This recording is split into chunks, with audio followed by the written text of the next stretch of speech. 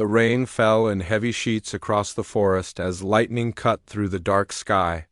John Miller stood on his cabin porch watching the storm rage. He had been a forest ranger for 15 years now, and storms like this still made him feel small against nature's power. A flash of light caught his eye. Not lightning, something else. A streak across the sky that ended with a distant crash somewhere in the woods. John frowned. It looked like something had fallen from the sky. Probably a meteor, he muttered to himself, but his ranger instincts wouldn't let him ignore it. If something was burning in his forest during a storm this bad, he needed to check.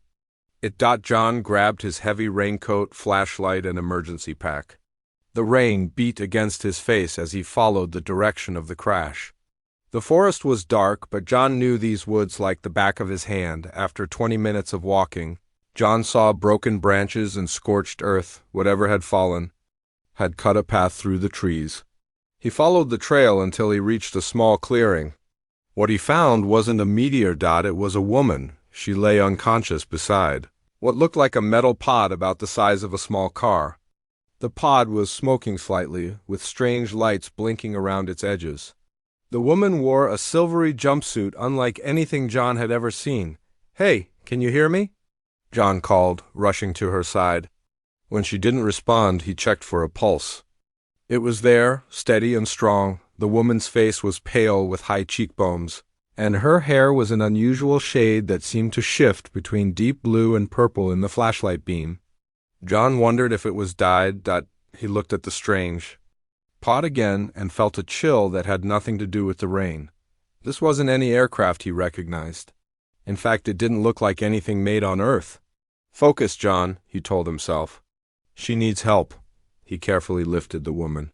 She was lighter than she looked, and John carried her back toward his cabin as quickly as he could manage through the storm. Questions raced through his mind, but they would have to wait. Right. Now, the stranger needed warmth and medical attention. Back at the cabin, John laid her on his couch and checked for injuries. Besides a few bruises and a cut on her forehead, she seemed unharmed.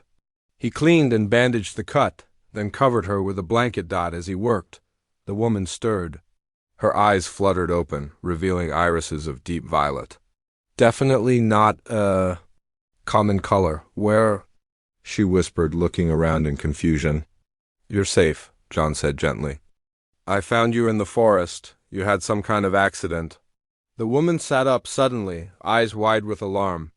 "The pursuit vessel, did you see any lights in the sky after mine?" John blinked, taken aback by the strange question. "No, just yours." "What kind of aircraft were you piloting?" "I should call this in." "No!" She grabbed his arm with surprising strength. "Please!" "No authorities, no communications. They will trace it." "Who will trace it? Are you in some kind of trouble?" The woman closed her eyes for a moment, seeming to collect herself.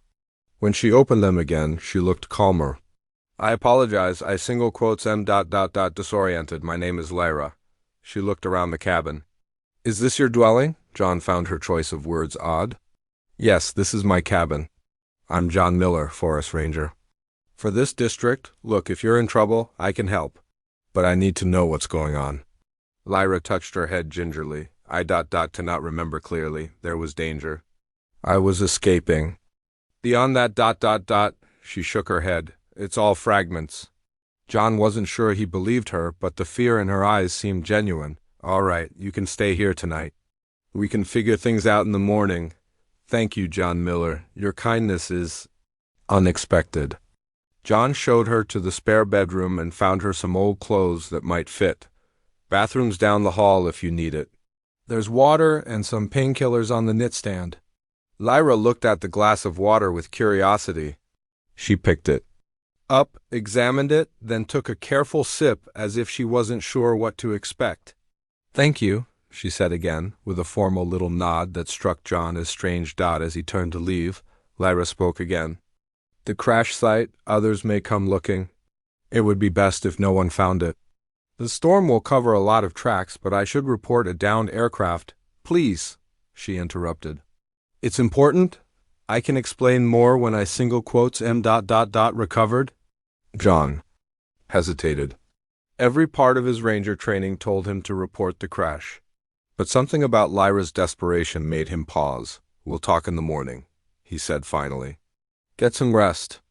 Later that night, as rain continued to pour outside, John sat at his kitchen table struggling with his decision.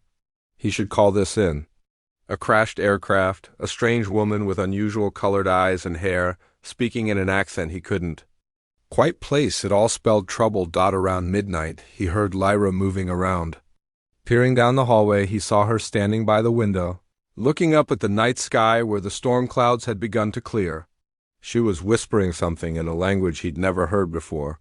When she turned from the window, moonlight caught her face, illuminating tears on her cheeks. Whatever her story was, her distress seemed real enough. John retreated to his room, deciding to give her the benefit of the doubt until morning. But he kept his phone and ranger radio close, just in case. As he drifted off to sleep, his satellite radio crackled with an unexpected bulletin. "Attention all stations. Reports of unusual atmospheric disturbances and satellite interference across the Northwest region. Any unusual sightings should be reported immediately to the following secure channel." John glanced toward the spare room where his mysterious guest slept. What had he gotten himself into? In the early morning hours, John woke suddenly. Something had pulled him from sleep. He listened carefully and heard faint noises from the living room. Moving quietly, he made his way down the hallway. Lyra was crouched by his communications equipment, examining it with surprising expertise.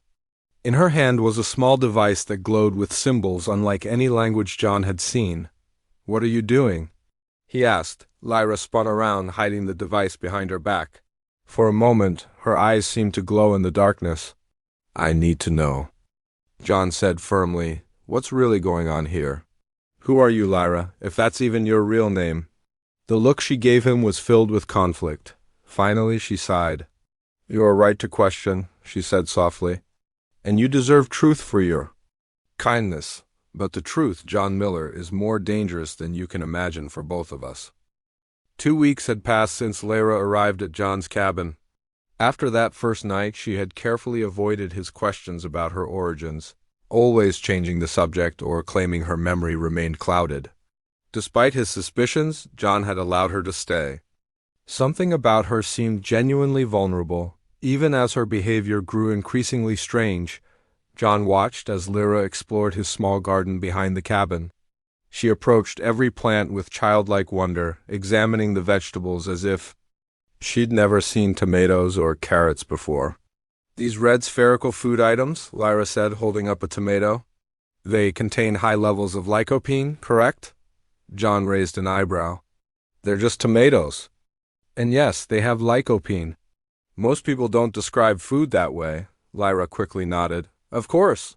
Tomatoes. I simply forgot the common name. These slips happened frequently. Yesterday, she had called his cat a small domesticated feline companion before correcting herself.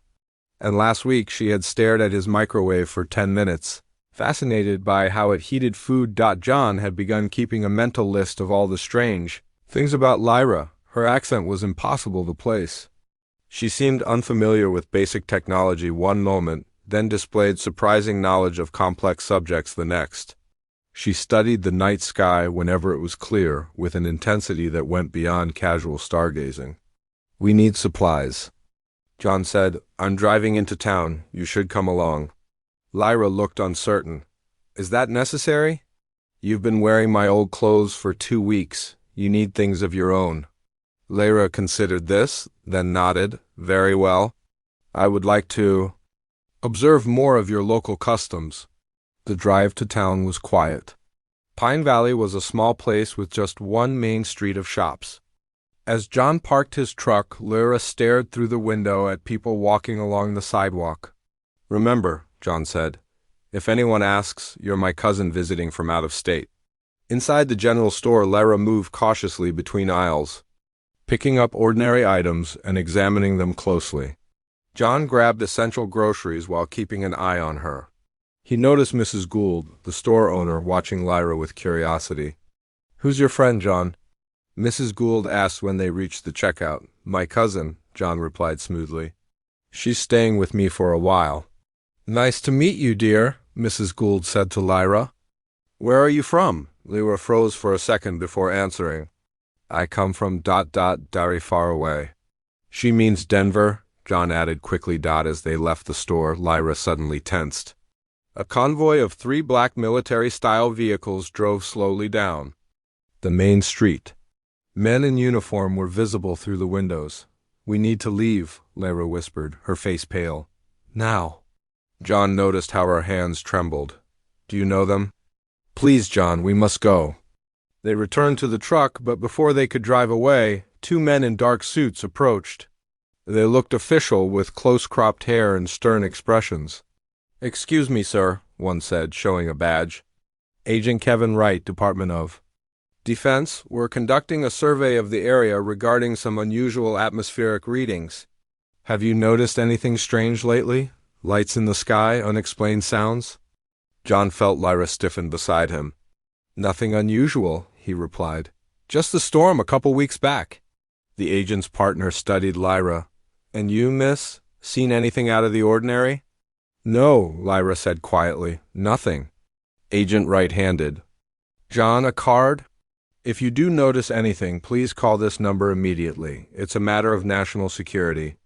As they drove back to the cabin, Lyra remained silent, repeatedly checking the side mirrors. Those men were looking for you, weren't they? John finally asked. Not them specifically, Lyra said carefully. But yes, I am being sought. By the military? Are you some kind of spy? Lyra gave a small, sad laugh. No, not a spy. And those were not truly military personnel. That night, John couldn't sleep. Lyra's words made no sense. If they weren't military, who were they? Around midnight, he heard the cabin door open quietly. Getting up, he saw Lyra slipping outside. John followed at a distance. She walked to a small clearing near the cabin and looked up at the stars. From her pocket, she removed the same strange device he had caught her with that first night. It projected what looked like a holographic map of stars and planets into the air before her. Lyra spoke in that unknown language again, her fingers moving through the projection, zooming in on certain points. John stepped on a twig, and the snap made Lyra whirl around, the projection vanishing instantly. How much did you see? She asked, her voice tight. Enough, John said. That's not any technology I've ever seen. Tell me the truth, Lyra. Who are you? What was that crash site, really? And why are those men looking for you? Tears filled Lyra's unusual violet eyes. I wanted to protect you by keeping you ignorant. Protect me from what? From them. From the danger of knowing. Lyra looked back at the sky. I'm not from here, John. What, like you're not American? I'm not from Earth. The words hung in the night air between them. John waited for her to laugh, to say she was joking, but her expression remained deadly serious. That's impossible, he said. Is it? You found me in a crashed escape pod? You've seen my technology. You've noticed how I struggle with your customs and common knowledge. She stepped closer. Look at me, John. Look at my eyes, my hair. Have you ever seen colors like these naturally occur in humans? John wanted to dismiss her claims, but the evidence had been in front of him all along, the strange pod. Her unusual appearance, her confusion about everyday things. If you're not from Earth, he said slowly, then where are you from? Lyra pointed to a faint cluster of stars. My home is there. A world called Astrea, in what you call the Pleiades cluster. Before John could respond, bright lights appeared on the road leading to his cabin. Multiple vehicles approached, their headlights cutting through the darkness.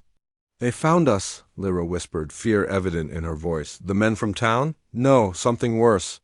Lyra grabbed his arm. John, I haven't been completely honest. With you, those aren't humans in those vehicles. They look human, but they're not. They're called Voidborn, and they're hunting me. This is crazy, John said, but the genuine terror in her eyes made him pause. We need to run, she insisted. Now, I'll explain everything, I promise, but if they catch us, they'll kill you and take me, and your world will be in grave danger. The vehicles had stopped at the edge of his property. Dark figures emerged, carrying what looked like weapons. In that moment, John made a decision that would change his life forever. He grabbed Lyra's hand.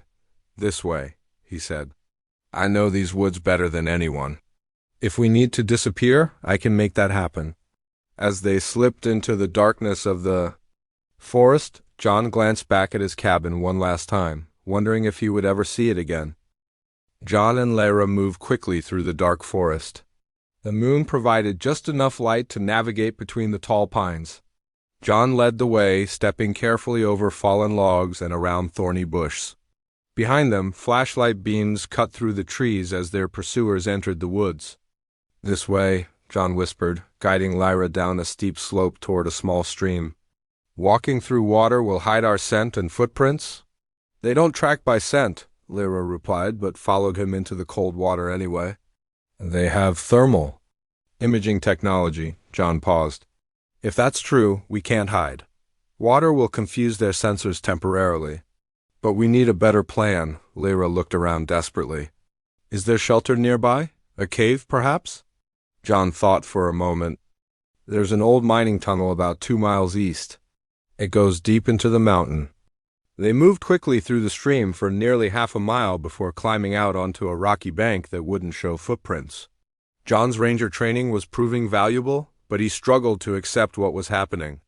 Aliens? It sounded crazy. Yet the fear in Lyra's eyes was real enough. After an hour of careful movement through the forest, they reached the abandoned mine. The entrance was partially collapsed, but there was enough space to squeeze through. Inside, the air was cool and damp. John turned on his small flashlight, revealing rusty tracks leading into darkness. "This should block their thermal imaging," he said. "Now, I think you owe me some answers." Lyra nodded and sat down on a rock. In the flashlight's glow, her unusual eyes seemed to reflect light like a cat's. "My real name is Estrella," she began. "I am the second daughter of Emperor Zarian, of the Galactic Concordat, a federation of over 3,000 worlds." John stared at her. "You're telling me you're some kind of space princess?" "That term is simplistic, but essentially correct," she replied. "I was on a diplomatic mission to negotiate peace with a neighboring system when our ship was attacked by the Voidborn, a hostile species that has been at war with the Concordat for decades. And those men at my cabin, not men, Voidborn infiltrators. They use technology to disguise themselves as the dominant species of any world they visit." John ran a hand through his hair. "This is a lot to take in. I understand your skepticism. My escape pod was damaged during the attack. It was programmed to find the nearest habitable planet where I could blend in while awaiting rescue. That planet was Earth." "Why not just tell me this from the beginning?" Estrella Lyra looked down. "Earth is classified as a protected pre-contact civilization. Galactic law forbids interference with worlds that haven't developed interstellar travel independently. By crash landing here and involving you, I've already broken our highest laws." A distant sound made them both freeze. Voices echoed from outside the mine. "They're coming," John whispered. "Is there any way to call your people for help?" "My communication device was damaged in the crash. I've been trying to repair it, but I need components I cannot find on Earth." John peeked out of the mine entrance. In the distance, he could see flashlights moving through the trees. "We need to go deeper into the mine." They moved further into the tunnel, the only light coming from John's small flashlight. The air grew colder and the walls narrower. After several hundred yards, they reached a chamber where the tunnel split in 3 directions. "Which way?" Lyra asked. Before John could answer, they heard a voice call out from behind them. "Princess." "Estrella, we know you're in there." "Surrender, and we'll make your death painless?" John switched off his flashlight, plunging them into complete darkness. He felt Lyra's hand find his. "What do they want from you?" he whispered. "The Voidborn want control of the Concordat. If they capture me, they can force my father to surrender key defense systems. And if they catch us?" Lyra's voice was grim in the darkness. "They'll kill you immediately as a witness. Me, they'll keep alive just long enough to verify my identity, before executing me as well." John felt his way along the wall, pulling Lyra with him toward the rightmost tunnel. "Then we don't let them catch us. This way leads to an air shaft. If we can reach it, we might be able to climb out another exit." As They crept forward. John's mind raced. Just days ago, his biggest concern had been forest fire prevention during the dry season. Now he was helping an alien princess escape from infiltrators who wanted to kill them both. The tunnel narrowed further, forcing them to crouch and then crawl. Behind them, they could hear the Voidborn entering the main chamber. Their heat signatures. "Lead this way," a cold voice announced. "The human is with her." Finally, John and Lyra reached the air shaft. It was a vertical tunnel about 3 feet wide with metal rungs embedded in the wall, leading upward into darkness. "You go first," John whispered. "I'll follow." Lyra began to climb. When John was sure she had a good head start, he followed. The rungs were old and rusty, and some wobbled under his weight. Below, flashlight beams appeared in the tunnel they had just left. "There, the shaft!" A voice called out. A beam of red light shot past John's head, hitting the wall beside him. Rock exploded, sending sharp fragments into his arm. He bit back a cry of pain. "John!" Lyra called down. "Are you hurt?" "Keep climbing," he urged. Another energy beam hit near his feet. The Voidborn were shooting at them with weapons unlike anything John had ever seen. Each blast vaporized rock and metal where it hit. Lyra had reached the top of the shaft. "There's an opening here." John climbed faster, ignoring the pain in his arm. Below, one of the Voidborn had begun climbing after them. With a surge of desperate energy, John kicked out with his foot, connecting with the rusty rung just below him. It broke free from the wall, taking several others with it. The pursuing Voidborn fell with a scream that didn't sound human at all. John reached the top of the shaft where Lyra waited. Together, they pushed through overgrown bush that had partially covered the exit. They emerged on the mountainside, several hundred yards above and half a mile away from the main mine entrance. In the pre-dawn light, John could see his arm was bleeding badly. Lyra tore a strip from her shirt and wrapped it around the wound. "You saved my life," she said softly. "Again, what now?" John asked, looking down at the forest below. "They'll keep hunting us." Lyra's face was determined in the growing light. "Now I tell you everything. About the Concordat, about why Earth is protected, and about what the Voidborn will do to your planet if they succeed." She pulled out her damaged communication device. "And then we're going to fix this together. Because if we can't call for help soon, it won't just be our lives at stake, it will be your entire world." In the distance, they could hear the Voidborn emerging from the main mine entrance, spreading out to continue their search. "We need somewhere to hide," John said. "Somewhere they wouldn't expect." "Where?" John thought for a moment, then smiled grimly. "In plain sight. We're going back to town." The morning sun had just risen when John and Lyra, Princess Estrella, as John now knew her, reached the edge of Pine Valley town. They had traveled carefully through the forest, avoiding the main roads where the Voidborn might be searching. You sure about this?" Lyra asked, looking nervously at the small buildings ahead. "It's the last place they'll expect us to go," John explained. "Plus, we need supplies and a safe place to work on your communication device." They looked like they had been through a war. John's arm was bandaged with a strip of cloth now stained with dried blood. Their clothes were torn and dirty from crawling through the mine. Lyra's unusual hair color would draw attention, so John had found a discarded baseball cap along the road for her to wear. "We need to find my friend Steve," John said. "He owns the local auto repair shop and lives above it. He's the only person I trust right now." They stuck to back alleys, avoiding the main street where they might be spotted. When they reached Miller's Auto Repair, John led them to the side entrance that went up to the apartment. Steve answered the door in his pajamas, coffee mug in hand. His eyes widened at the sight of them. "John, what the hell happened to you?" "I need your help, Steve. Can we come in? It's important."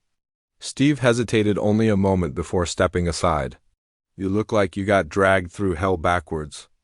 Once inside, John locked the door and pulled the blinds shut.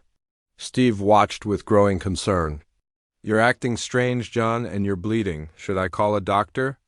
"No doctors," John said firmly. "No calls at all. I need to trust you." "Steve, what I'm about to tell you is going to sound crazy." Steve sat down heavily. "Try me." Over the next 15 minutes, John explained everything finding Lyra after the crash, the strange men hunting them, and finally, the truth about who she really was. Throughout the explanation, Lyra remained silent, watching Steve's reactions.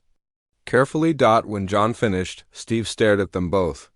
"You're right, that does sound crazy." "I can prove it," Lyra said quietly. She removed her damaged communication device from her pocket. It looked like no technology Steve had ever seen, with transparent components and strange symbols. "This is a standard Concordat communicator," she explained. "It was damaged in my escape. I need to repair it to contact my people for extraction." Steve examined the device without touching it. "Even if I believe this, and I'm not saying I do, what do you need from me?" "A safe place to work," John answered. "Tools and no questions asked." Steve ran a hand through his hair. "This is a lot, John. You're asking me to harbor fugitives from, what? The government? Aliens?" "Both," Lyra said. Steve looked at her closely. "Take off your hat." Lyra removed the baseball cap, revealing her unusual hair color. In the bright light of Steve's apartment, the blue-purple shade was unmistakably not from any hair dye on Earth. "And your eyes, ... double quote." Steve leaned forward. "Those aren't contacts, are they?" "No," Lyra confirmed. "This is my natural appearance, though somewhat muted to better blend with humans. On my world, these traits are common." Steve stood up and paced the room. Okay, I need a minute to process this." While Steve grappled with the revelation, John tended to his wounded arm in the bathroom. Lyra followed him. "Your species has remarkable adaptability," she said, watching him clean the wound. "Most beings would be in shock after what you've experienced." John smiled grimly. "I'm still processing it myself. But when something's trying to kill you, you focus on survival first and have your existential crisis later." Lyra helped him wrap a fresh bandage around his arm. "In the Concordat, humans are actually studied as a species of interest." "What? Why?" "Your kind has an unusual combination of traits. You're physically weaker than many species, yet you've survived and thrived through intelligence and cooperation. You adapt quickly to new environments and ideas. Some scholars believe humans might one day be valuable allies to the Concordat. If we don't get ourselves killed first," John muttered. They returned to find Steve looking more composed. "All right," he said. "I'm in. What's the plan?" "I need specific components to repair my communicator," Lyra explained.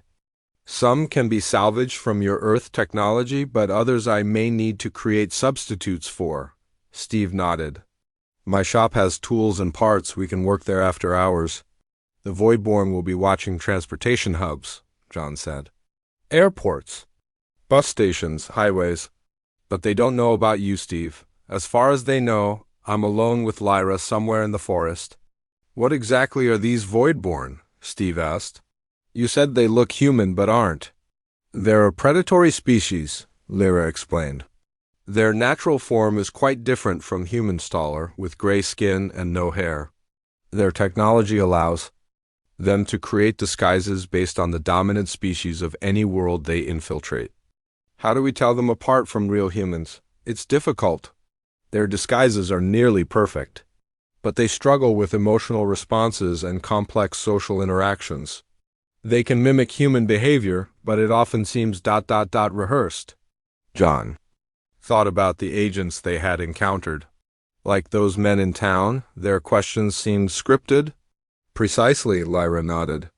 "They also cannot maintain their disguises when severely injured or killed." Steve looked uncomfortable. "And they want to capture you because you're royalty?" "Yes, if they can prove they've captured me, they can force concessions from my father. The Concordat has been at war with the Voidborn for decades. They seek to expand their territory through conquest." "And Earth? What do they want with us?" Lyra's expression darkened. "Earth is classified as a developing world with high resource value. If the Voidborn establish a foothold here, they would likely begin quiet infiltration of your power structures, followed by full invasion within a decade." John and Steve exchanged alarmed looks. "So we're not just hiding a princess," John said. "We're potentially saving Earth from invasion." "I had not intended to involve your world in our conflict," Lyra said sadly. This is why we have non-interference protocols for developing planets. Steve stood up decisively. Well, it's too late for that now. Let's get to the shop and see what we can do about fixing your space phone. As they prepared to move to the auto shop, John looked out the window cautiously. A black SUV drove slowly down the main street. They're here, he whispered. They're searching the town. Lyra joined him at the window, her face grim. We don't have much time. Once they begin detailed scans, they'll detect my biological signature. How long do we have? Steve asked. Hours at most. We need to work quickly. John watched the vehicle disappear around a corner. His simple life as a forest ranger seemed like a distant memory now. In just a few days, he had gone from solitude in his cabin to being on the run with an alien princess, working to prevent an invasion of Earth. Let's do this, he said with determination. Show us exactly what you need to fix that communicator. Steve's auto repair shop provided the perfect cover for their work. The garage was filled with tools and spare parts, and the noise of repair work wouldn't raise suspicions. John watched as Lyra and Steve hunched over a workbench, the alien communication device disassembled between them. This crystal needs an energy source, Lyra explained, pointing to a small transparent component. Your Earth batteries don't provide the right type of power. Steve scratched his head. What about a car battery? We could modify it. Too unstable, Lyra replied. We need something cleaner. John looked around the shop, thinking. His eyes landed on a solar panel Steve kept for camping trips. What about that? Solar energy? Lyra considered it. That might work if we can amplify it correctly. For the next 2 hours, they worked together. Steve's mechanical knowledge combined with Lyra's advanced understanding of the technology created an odd but effective team. John kept watch. Peering through the blinds periodically to check for voidborne activity, the black SUVs had made several passes through town. Each time, John's heart raced as they slowed near the auto shop, but they always continued on. I think we've got it, Steve finally announced, holding up the repaired communicator. The device now had Earth components wired into it, giving it a cobbled-together appearance, but the central crystal glowed with a soft blue light. Lyra took it carefully. Now we need to test it. She activated the device and strange symbols appeared in the air above it, a holographic display of alien text. Her fingers moved through the projection, adjusting settings. Is it working? John asked. Partially, Lyra replied. I'm getting power, but the signal isn't strong enough to reach my fleet. We need something to boost it. Steve thought for a moment. The radio tower on Miller's Ridge, it's the highest point around here, and it would amplify your signal. How far is it? Lyra asked. About 5 miles up the mountain, John answered. But the Voidborn might be watching it. We have no choice, Lyra said. It's our only option. They gathered what they needed, the modified communicator, tools in case further adjustments were needed, and some food and water. Steve offered his truck, but John shook his head. They'll be watching the roads. We need to go through the forest again. As they prepared to leave, Steve pulled John aside. You realize what happens if this works, right? She goes home. John nodded slowly. I know. And what about you? After harboring an alien princess and fighting off these Voidborn things, you just go back to being a forest ranger? One problem at a time, John replied. First, let's make sure Earth doesn't get invaded. They left through the back of the shop as evening approached. The forest edge was only 100 yards away, offering cover for their journey to the radio tower. They had almost reached the trees when a voice called out behind them. Stop right there. They turned to see Agent Wright, or rather, the Voidborn disguised as Agent Wright standing 20 yards away. He held what looked like a gun, but its design was unlike any Earth weapon. Princess Estrella, the Voidborn said with a cold smile. Your escape ends here, John stepped in front of Lyra protectively. Run, I'll hold him off. Both of you will die here, the Voidborn stated flatly. Our sensors detected the princess's communicator activation. Others are already on their way. In the distance, they could hear vehicles approaching. John looked desperately for an escape route, but they were caught in the open. Wait, Lyra said suddenly, stepping forward. I'll surrender myself if you... Let the human go. He's not important to you. Lyra, no! John protested. The Voidborn considered this. You will come willingly? Yes, Lyra replied. But I must verify you have authority to negotiate my capture. Show me your true form, Commander. The Voidborn hesitated, then touched a device on his wrist. His human appearance flickered, revealing a tall, gray-skinned creature with large, black eyes. In that moment of transformation, John charged forward, tackling the distracted alien to the ground. The weapon skittered away across the pavement. The Voidborn was stronger than a human, but John fought with desperate energy, keeping the creature pinned. Go, he shouted to Lyra. Get to the tower. Lyra didn't run. Instead, she grabbed the fallen alien weapon and pointed it at the Voidborn. Release him, or I will fire. The alien froze. John scrambled away, breathing hard. You would not kill, Princess, the Voidborn said. It violates your precious Concordat principles. Lyra's eyes narrowed. You're right, but I don't need to kill. You, she adjusted something on the weapon and fired. A pulse of energy hit the Voidborn, who collapsed, paralyzed but conscious. That should hold him for about an hour, Lyra explained, tossing the weapon to John. Take it, now we really must run. They sprinted for the forest as two black SUVs rounded the corner into view. The vehicles accelerated when the disguised Voidborn inside spotted them, but John and Lyra reached the trees first.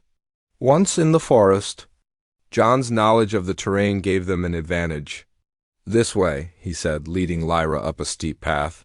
There's a shortcut to the ridge. The journey to the radio tower was grueling.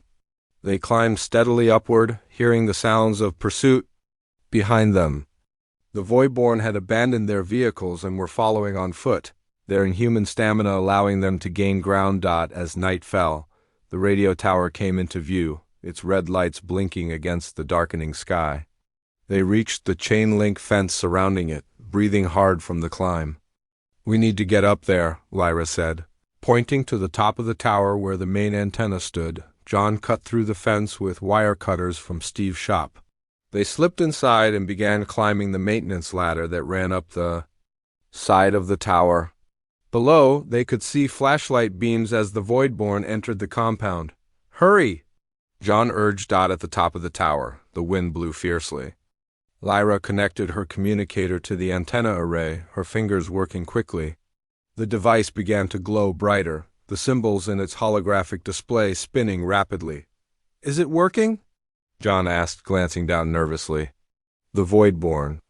Or climbing the ladder now, less than a minute behind them? Yes, Lyra said, relief in her voice. Signal is transmitting. My fleet will receive our coordinates. How long until they arrive?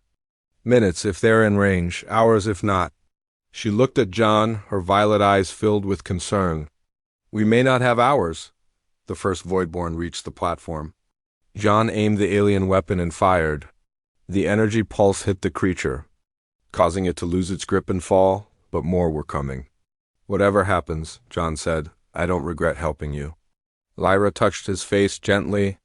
John Miller of Earth, my people will remember your courage. Suddenly, the night sky lit up with brilliant light. A massive ship appeared above them, seeming to materialize out of nowhere. It was elegant and streamlined, with glowing blue engines. Smaller craft detached from it, descending rapidly toward the tower. The Voidborn saw the ships and began retreating, but beams of light from the smaller craft froze them in place. Armed figures in sleek armor dropped from the ships onto the tower platform. Princess Estrella, one of them said, bowing deeply. We've been searching for you since your ship was attacked. Commander Hayes, Lyra greeted him. Your timing is excellent. Commander Hayes looked at John with curiosity. And this is? This is John Miller, Lyra said proudly. Without him, I would not have survived. He has shown extraordinary courage and intelligence. The Voidborn would have captured me if not for his help. The commander studied John carefully. A human? Interesting. He turned to his team. Secure the area. Capture all Voidborn for interrogation. As the Concordat forces spread out, Lyra took John aside. It's time for me to go home. John nodded, feeling a strange mix of relief and sadness. I understand you have responsibilities. My father will want to thank you personally, Lyra continued. And the Concordat Council will need to discuss Earth's situation now that the Voidborn know of your world. What does that mean? Lyra smiled. It means, John Miller, that I would like to offer you the opportunity to come with me. As Earth's first unofficial ambassador to the Galactic Concordat. John looked at her in surprise. Me? But I'm just a forest ranger. You are much more than that, Lyra said softly. You saved a princess, fought aliens, and potentially changed your worlds. Future. The question is, are you ready to see the stars up close? John looked up at the massive ship hovering above them, then back at the forest and town below his whole world until now. The choice was enormous, but somehow it felt like the easiest decision he had ever made. Yes, he said simply. I'm ready. As they boarded the shuttle that would take them to the main ship, John took one last look at Earth, the world he had known his entire life. Soon he would see wonders beyond imagination, traveling among the stars with a princess he had once sheltered. Unaware of who she truly was, the adventure was just beginning.